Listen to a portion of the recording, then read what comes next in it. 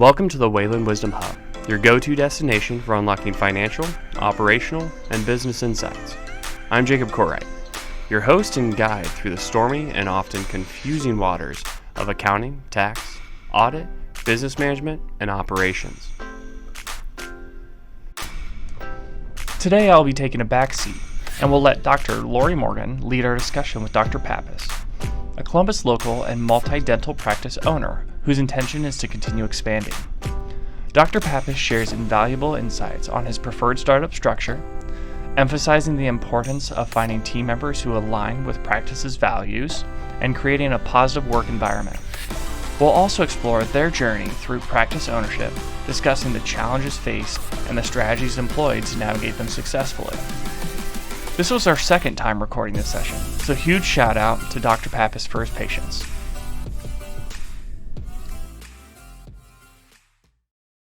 So Jake, we're back with Dr. Michael Pappas as our guest this time, because last time when he was face-to-face, you had difficulties, which I'm completely blaming on you. Yes, all my fault. Normally that doesn't happen when I do it by myself, but whenever you're involved, there's an extra level there.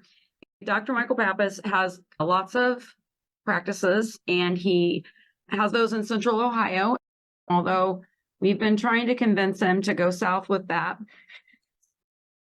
He's got at least 3 practices right now. You got another one on the boil here coming up in 24?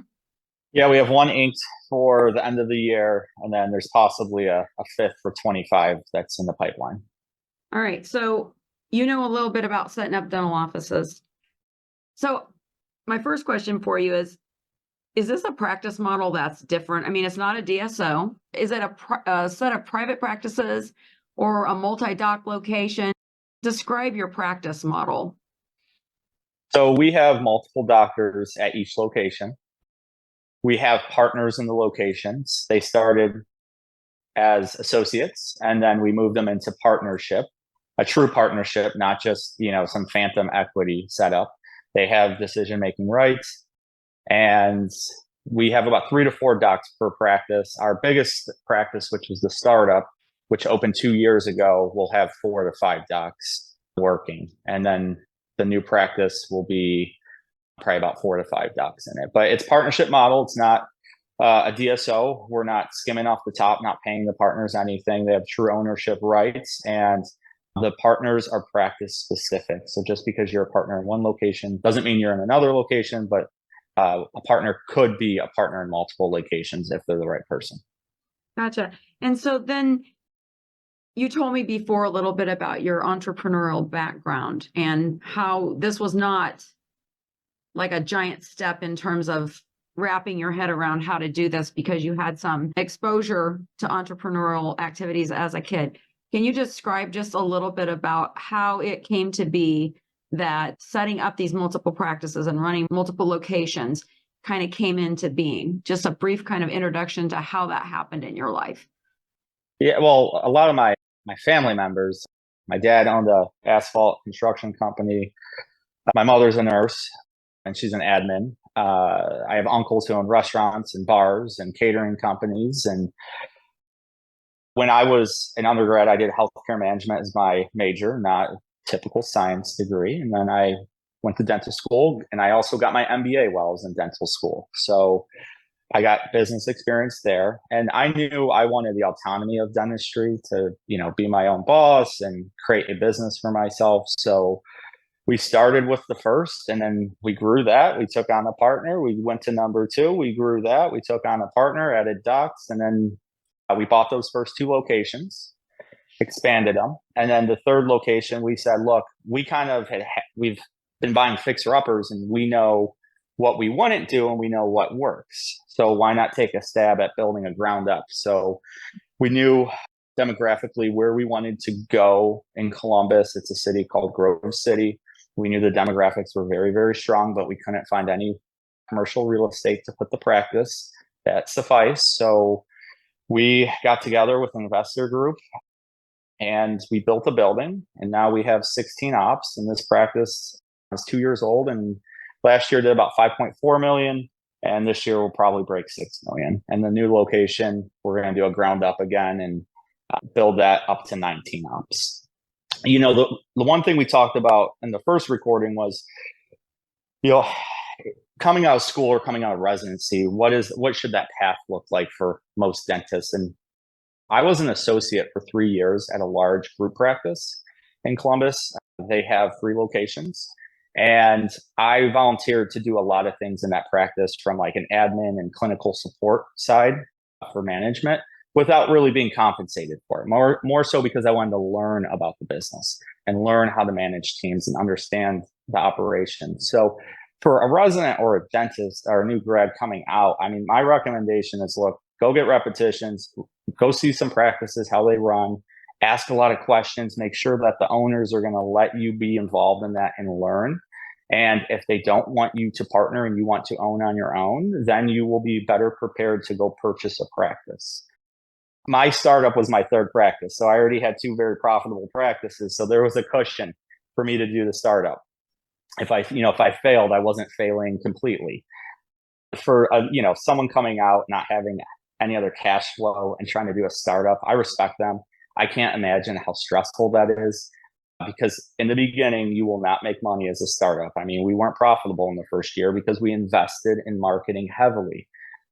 We view it more as a subscription model in terms of our hygiene department. So if we can grab patients and we can serve them the right way and build relationships, they will be coming to our practice for the most part every 6 months. So we want to grab those patients as quick as possible, build the relationships, and then cut the marketing after that. So that's kind of where that cash flow came in really strongly for us. Was I had 2 practices making money, and so I was able to invest in marketing heavily, because banks don't want to loan for working capital and marketing. I do work at all 3 locations currently. I rotate through them, split time, so that way I can kind of see what's going on a clinical level and make sure that our patients are still being served the right way. And then again, the partners are in the practice, so they are invested long-term in the patient's health and not just burning and churning like a lot of associates do. Yeah. And it's so critical to know how to do the administrative part. If you don't have a clue about how to set up compliance or how to set up systems and procedures, a lot of docs come out and they just want to hang out in the back. And you're living proof that won't work. You have to know what's going on. And it's interesting that you took the initiative yourself. That's really key, because someone like yourself is looking for someone who will step into that gap and say, yeah, when I'm at this practice, I'm not going to just be doing the back stuff. I'm going to actually be helping the practice run. So I think that's a great piece of advice for new graduates or people who are new to the private practice experience. It's a good piece of advice for you too, Jake, because he's telling you, if you had one lemonade stand that was successful this summer, then maybe your other lemonade stands would be better. You're branching out too much with your lemonade stands. Well, and also building the business acumen to kind of comfortably go into one of these situations instead of just diving head first. Absolutely. Having some preparation and backbone. I mean, absolutely. And then doing it such that you have cash before you start jumping off the cliff. The one thing I would probably encourage people to ask if they are interviewing is, whether it's to be an associate or possibly buy into a practice, is, how much influence and authority and decision making would you allow me with the team and the systems and the protocols? There has to be a tolerance to allow an associate or a potential partner the opportunity to fail, because they will only learn by trying things that they think will work. Some of it will stick, some of it won't. So one of our main core principles is, look, we let the team make a lot of decisions, and then we listen to them, we try them, and then it's a feedback loop, right? And then we go back and we analyze it, and we say, does this work, or should we change the system? When we were 1 practice, 6 ops, systems weren't that important. Things that we did back then worked, but now when you have, I don't know what we had, 35 ops across the 3 locations, and we're building a 19 op practice, systems have to change. And so you just have to have that mental flexibility too, to realize, hey, what I used to do won't always work if I'm growing. And you do have to try things. Don't be scared to try things. What's the worst that's going to happen? It's going to fail, and you learn from it, and then you improve. So when you start one of these ventures where you're out looking for a new location to expand, do you involve your staff? Do you have a planning committee does it impact the way your offices run while you're in the midst of one of these build outs? How do you keep dentistry going while you're actually, I mean, that's like a separate job, almost like you have two separate jobs. How do you manage that with your practices? Well, I've been very fortunate in that I do have good vendor partners who I trust, I communicate with all the time, and we're on the same page. So we're, now we've created a blueprint essentially of how to do these projects. From a team perspective, we always make sure they're aware of what we're doing. I probably over communicate it to them. It might scare them sometimes, but I would rather telegraph what we're doing, a year ahead of time, rather than them hearing 30 days before I'm opening a new practice, or hearing it through the grapevine of other dental professionals. And that earns trust with them. As we start getting closer to the open, what we do is we overstaff the existing locations with the new offices team. So that way they can learn our protocols, they can understand our culture, we can all get to know each other. Because if we're going to have red flags or find hiccups, I'd rather do it in the existing practices where we have a buffer versus the day we open our doors and we're trying to make a brand new first impression on a community. Those first couple of reviews and word of mouth patients are huge, and there is zero room for error. So yeah, we let the staff drive the training. I actually read that somebody said it's like 12 times harder to get a new client than it is to just try to serve the existing client. And that sounds like training wheels, right? You can kind of knock off the rough edges before they ever can do damage to the reputation when you start up. So I'm curious. And I think it's very impressive to patients when they come into a brand new practice and you see a team that's high functioning, and it's an amazing experience. And it looks like, we just really have our act together. And they're like, wow, you guys just opened and you're, running this well, versus, people just standing around looking at each other, everything being very slow, yeah, unguided. Like, you got to understand we're new. That is a put off. You're right about that. That's right. I'm curious what the typical reaction is when you announce new practice or something. Are people usually excited about the venture and curious about the details, or are they more like, oh, okay, cool, thanks for informing me? We get both reactions. I don't get very many negative reactions from any of the team members. Now, my wife is a different story, just because she knows how much work goes into them. But the team usually gets excited, especially like our team leads. They love the challenge. They love having influence on building something. And again, we really let them drive the process. So, we start to meet, we start to build protocols, lists, getting everything we need and letting them have input on things like the floor plan or the marketing plan, the logo, the name. I put all that, we generate things and we put it with the team. So that way it's really like theirs also. It's not me just saying, hey, this is what it is. And they do feel very invested in it and they're proud of it. Oh, yeah. Well, as a marketer, I can attest to the fact of being able to decide a logo and the brand colors. You feel certain ownership and pride. So that's a genius move to make.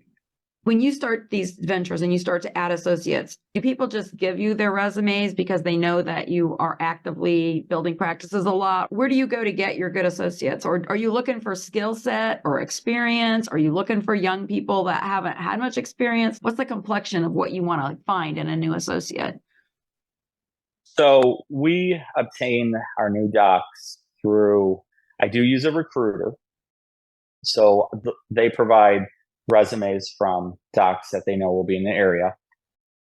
Our reps, supply reps, know a lot of docs, and so they've provided them. We've been fortunate in that we've had a lot of word of mouth referrals also. So whether it's a partner or a doc in our office, or even a team member who knows a doc from a previous office that knows they're unhappy and they're leaving, they've provided a lot. That's my favorite way to obtain them because they come very credentialed at that point.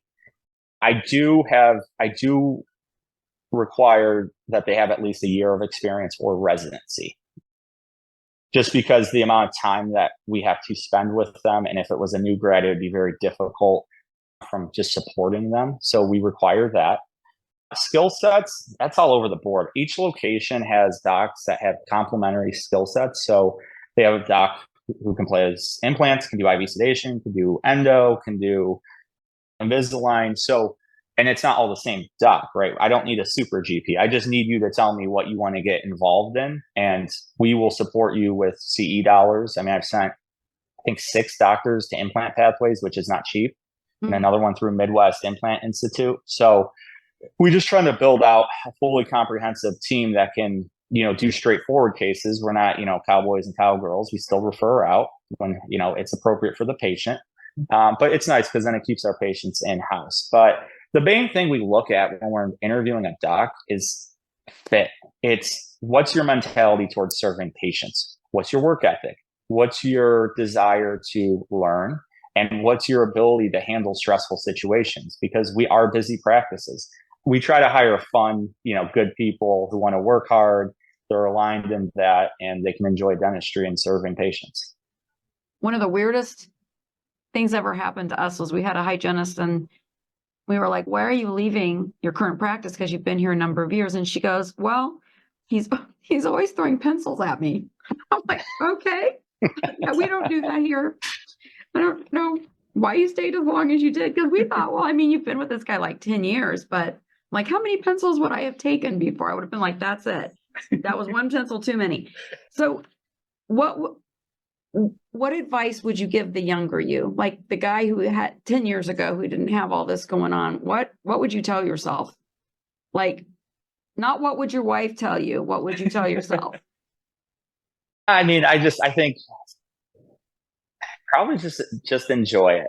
I mean, I have enjoyed it. I'm enjoying it a lot more now, but the jump from my associateship, I was very well compensated. It was very difficult and stressful because it was kind of like the golden handcuffs, right? You're making all this money. Why go buy a practice and risk it? And then when I bought a practice and then bought the second one, it was a lot of stress. It was a lot of doubt about, like, can you do this? Am I going to succeed? I mean, I bought the second practice, and then 2.5 months later, COVID hit and we shut down. And I previously shut the office for a month to remodel it. So, I mean, there's reason it was stressful, but just trying to enjoy it because, the team does feel that. I've been fortunate in that I do have a lot of personal relationships with our team members. And I think they've helped really guide me and keep me calm when, it gets a little stressful. You buy a practice, and if you're not super busy, you're sitting around just staring at the screen like, what am I going to do? Yeah, and it feels like you're in a taxi cab, right? And the meter keeps turning over, and you're like, where are the patients? And it comes. You just gotta follow your gut. You gotta believe that you're gonna have a work ethic to succeed. That you're gonna figure it out. You have to like go to the Facebook groups, ask other people, read books, do all of that, work hard, serve patients. But if you're not enjoying it along the way, it's not worth it. And that's the one thing everyone keeps asking me, like, why are you doing another one? Why are you doing another one? I mean, it's not for income. I mean, I'm set, and we live very frugally, so. It's more about, I enjoy building these practices for the patients, and I enjoy building it for the team and watching them have a great place to come to work.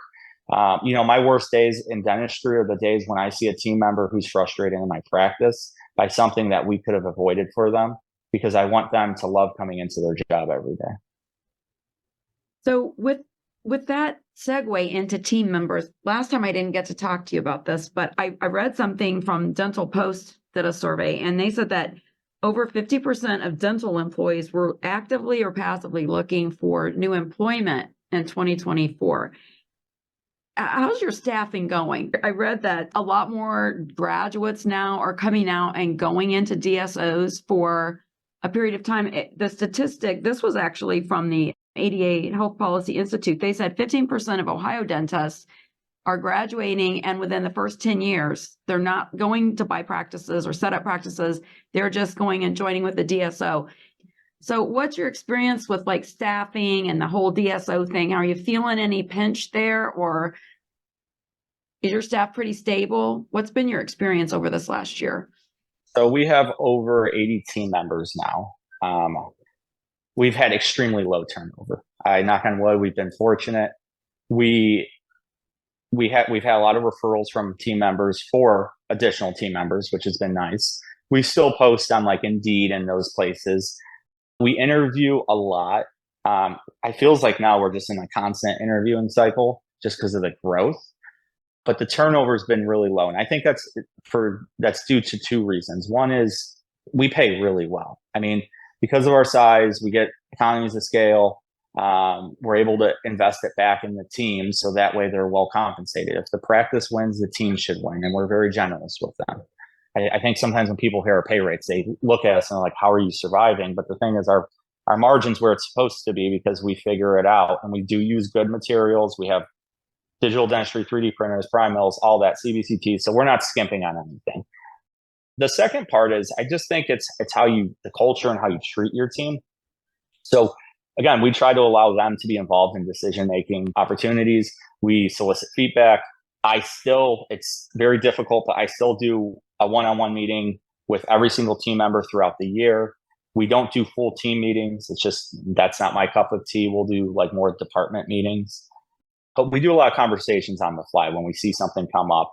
And we communicate with them once a week in an email. But the team has been great. We've been finding team members. I mean, hygiene's a little bit of a struggle across the board. But, I think our reputation in the community and with the team, kind of helps us with that, because then other people hear how much people love to work for us. So then they're like, I want to work there. Jake wants to work there. Yeah. So, and we try to keep it fun. Skills, but he wants to. We're always marketing. Oh, yeah, sounds like it. No, do not take Jakey from us. And you don't throw pencils, I'm assuming, right? That's part of it. That's part of your success stories. I don't throw pencils at my hygienist. We respect them too. I mean, look, there's disagreements, but we do it in a professional, respectful way. We get to them quick. We make sure everyone's on the same page. Well, I am so glad that you took the time today to talk to us again. Do you have anything else you want to add? Anything you want to just throw in there that you think you'd like listeners to know? I think the only other thing would be, when you do get to the point that you want to buy a practice, you're never going to feel ready. You will never feel ready. Even when we do a new project, I still don't feel ready. But you just have to know that you're going to work through it. You're going to figure it out. And dentistry is a pretty stable business. Failure rates are really low. You'll be able to make it. And then the other thing, I wanted to hit on was, look, DSOs are moving in. Columbus has actually been kind of left alone a lot from, especially like the private equity backed groups. Mm-hmm. However, that is changing very quickly right now. It's a couple groups, MB2 out of Texas, who has over 700 practices. They've begun buying practices in Columbus. They are doctor led. And then there's a couple other equity groups that are coming in. And so it's changing what dentistry, at least in our market, is. But I do think there's an advantage to whether you're a solo doc or a small group, kind of like us, where if you do it the right way, you treat patients the right way, you treat your team the right way, you actually have a lot of opportunity for success. And I think growth also. It doesn't have to be explosive growth, but some of the groups will drive team members away. And that's not saying they do anything wrong. It's just being in a big corporation is impersonal. So if you can make the culture more personal and relationship based with the team members, you can pick up a lot of good team members from those places. Even if they're paying more, a lot of people will take slightly less pay for a better workplace long term. So, as we go through this next, I think 18 to 24 month cycle, I think it is going to change a lot in Columbus.